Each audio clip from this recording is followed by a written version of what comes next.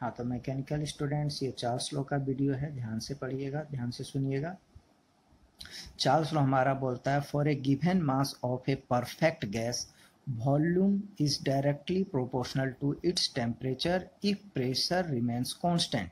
मतलब अगर हम लोग for a given mass of a perfect gas के लिए प्रेशर कांस्टेंट रखते हैं तो दो और जो वेरिएबल है उसका रिलेशन क्या होगा, वॉल्यूम डायरेक्टली प्रोपोर्शनल होगा टेम्परेचर के। ठीक है, तो वॉल्यूम डायरेक्टली हुआ प्रोपोर्शनल हुआ टेम्परेचर के। अगर टी को हम लोग नीचे कर दें तो वी बाई टी एक कांस्टेंट लगा देंगे, इक्वल टू सी हो गया। टी को नीचे कर दिए, इस चीज़ को हम लोग लिख सकते हैं V1 by T1 equal to V2 by T2। ये 1 2 जो सफिक्स है वो अलग अलग स्टेट को बताता है। जैसे इस फिगर में देखते हैं, ये सिलेंडर पिस्टन का अरेंजमेंट है। पिस्टन जो है ऊपर भी जा सकता है, नीचे जा सकता है। यहाँ प्रेशर कांस्टेंट हम लोग लिए हैं। इस स्टेट पे वॉल्यूम मेरा V1 है, टेम्परेचर मेरा T1 है। जब इसको हम लोग हीट किए, पिस्टन थोड़ा सा ऊपर चला आया, अब वॉल्यूम V2 हो गया और टेम्परेचर T2 हो गया। तो अगर इस दोनों का हम लोग रेशियो निकालें, V1 बाई T1 करेंगे, V1 बाई T1 करेंगे और फिर इस दोनों का भी रेशियो निकालेंगे, V2 बाई T2 करेंगे, तो वो जो रेशियो होगा V1 बाई T1 का और V2 बाई T2 का, वो रेशियो हमेशा बराबर होगा। अगर फिर प्रेशर कांस्टेंट प्रेशर पे हीट करेंगे और अगर तीसरा स्टेट मेरा V3 बाई T3 हुआ तो ये भी एक कांस्टेंट होगा V2 बाई T2 के equal to V1 by T1 के कांस्टेंट होगा। ठीक है, अब इसी चीज़ को हम लोग कैरेक्टरिस्टिक गैस इक्वेशन से कैसे सॉल्व करेंगे। कैरेक्टरिस्टिक गैस इक्वेशन क्या बोलता है, PV बराबर MRT। P क्या है, pressure exerted by gas, V volume है, M मास है और R क्या है, गैस कांस्टेंट है, ये बताए थे आपको, और T एब्सोल्यूट टेम्परेचर है। M और R हमेशा कांस्टेंट ही होता है, ये कांस्टेंट होता है। यहाँ पे चार्ल्स लॉ में हमारा क्या कांस्टेंट है, प्रेशर कांस्टेंट है। तो इसको हम लोग यहाँ पे मेरा प्रेशर है, इसको कांस्टेंट कर दे। तो कैरेक्टरिस्टिक गैस इक्वेशन से PV बराबर MRT हम लोग जानते हैं। यहाँ पे P कांस्टेंट है, किस लॉ से, चार्ल्स लॉ में लिखा हुआ है, प्रेशर मेरा कांस्टेंट है, तो ये कांस्टेंट हो गया। MR ऑलरेडी कांस्टेंट होता है, क्या बचा V और T। अगर हम लोग कांस्टेंट को हटा के प्रोपोर्शनल लगा देंगे तो ये क्या हो जाएगा, V प्रोपोर्शनल टू T, मतलब V बढ़ेगा तो T भी बढ़ेगा। तो ये हो गया मेरा चार्ल्स लॉ। अब चार्ल्स लॉ का एक और स्टेटमेंट है, दूसरा स्टेटमेंट चार्ल्स लॉ का बोलता है कि कोई भी परफेक्ट गैस अगर 0 डिग्री सेंटीग्रेड में है तो उसका हर एक डिग्री अगर चेंज इन टेम्परेचर करोगे तो उसका ओरिजिनल वॉल्यूम 1/273वां भाग से बढ़ जाएगा। मतलब उसका टेम्परेचर अगर 1 डिग्री सेंटीग्रेड बढ़ाओगे तो उसका वॉल्यूम में ऐड हो जाएगा उस ओरिजिनल वॉल्यूम का 273वां भाग। तो इसको कैसे समझेंगे, मानते हैं, लेट V0 वॉल्यूम है 0 डिग्री सेंटीग्रेड में, V1 वॉल्यूम है 1 डिग्री सेंटीग्रेड में गैस का, और V2 है वॉल्यूम 2 डिग्री सेंटीग्रेड में, और VT है वॉल्यूम T डिग्री सेंटीग्रेड में।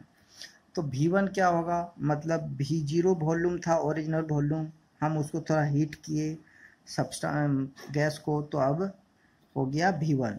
तो इक्वेशन क्या होगा, स्टेटमेंट के अकॉर्डिंग ओरिजिनल वॉल्यूम प्लस कितना, ओरिजिनल वॉल्यूम में से इसका वॉल्यूम बढ़ेगा 1/273वां भाग बढ़ जाएगा, किसका, ओरिजिनल वॉल्यूम में से ऐड हो जाएगा, मतलब 273वां भाग ओरिजिनल वॉल्यूम में से ऐड हो जाएगा। तो V1 ये हो जाएगा।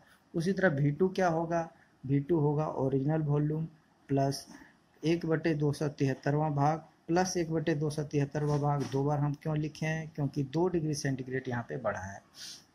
V0 से V2 जाएगा तो कितना डिग्री बढ़ा, 2 डिग्री बढ़ा, तो दो बार हमको 1/273 करना पड़ेगा इनटू ओरिजिनल वॉल्यूम। तो ये हो जाएगा V0 plus 2/273 into original volume हो जाएगा। मतलब जितना डिग्री सेंटीग्रेड हम बढ़ाएंगे उतना टाइम्स 1/273 यहाँ पे हो जाएगा। तो 2 डिग्री बढ़ाए तो यहाँ पे 2 हो गया। उसी तरह VT T डिग्री सेंटीग्रेड अगर बढ़ाएंगे तो इक्वेशन क्या हो जाएगा, V0 plus T times of 1/273 into original volume, ये हो जाएगा मेरा। इसी तरह ये तो टेम्परेचर बढ़ा रहे थे, अगर टेम्परेचर घटाएंगे, अगर T डिग्री सेंटीग्रेड घटाएंगे तो क्या हो जाएगा, ओरिजिनल वॉल्यूम माइनस यहाँ घटा रहे हैं हम लोग, तो वॉल्यूम भी सेम क्या होगा, घटेगा। कितना भाग से घटेगा, 1/273 भाग से घटेगा। जितना डिग्री सेंटीग्रेड घटाते जाएंगे, हर एक डिग्री सेंटीग्रेड में 1/273 घटता चला जाएगा ओरिजिनल वॉल्यूम यहाँ पे। तो ये क्वेश्चन हो गया। एक ग्राफ हम लोग देखते हैं। मान लेते हैं अभी गैस का टेम्परेचर 100 डिग्री टेम्परेचर है, उसका कुछ वॉल्यूम ले लेते हैं V है।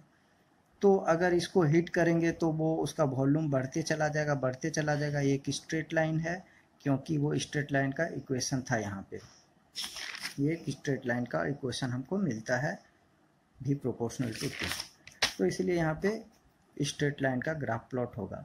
सेम अगर टेम्परेचर को घटाते जाएंगे तो वॉल्यूम भी क्या होगा, घटते चला जाएगा, क्योंकि V प्रोपोर्शनल टू T है। अगर V बढ़ेगा तो T बढ़ेगा तो V बढ़ेगा, अगर ये घटेगा तो ये भी घटेगा।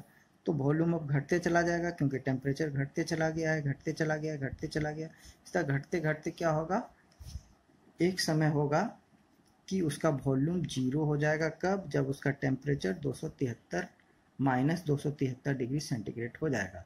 मतलब -273 डिग्री सेंटीग्रेड को हम लोग 0 केल्विन भी बोलते हैं।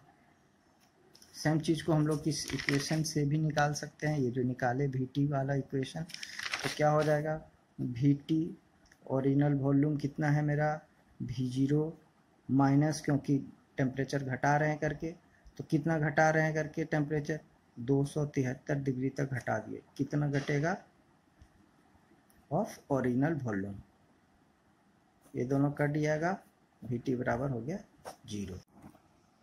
तो हम लोग देखें कि VT बराबर मेरा आया 0 जब T कितना है, -273 डिग्री सेंटीग्रेड। मतलब इतने टेम्परेचर पे गैस का वॉल्यूम क्या हो जाएगा मेरा 0, जो इस ग्राफ में हम देखें -273 डिग्री सेंटीग्रेड में कितना हो गया, वॉल्यूम 0 हो गया।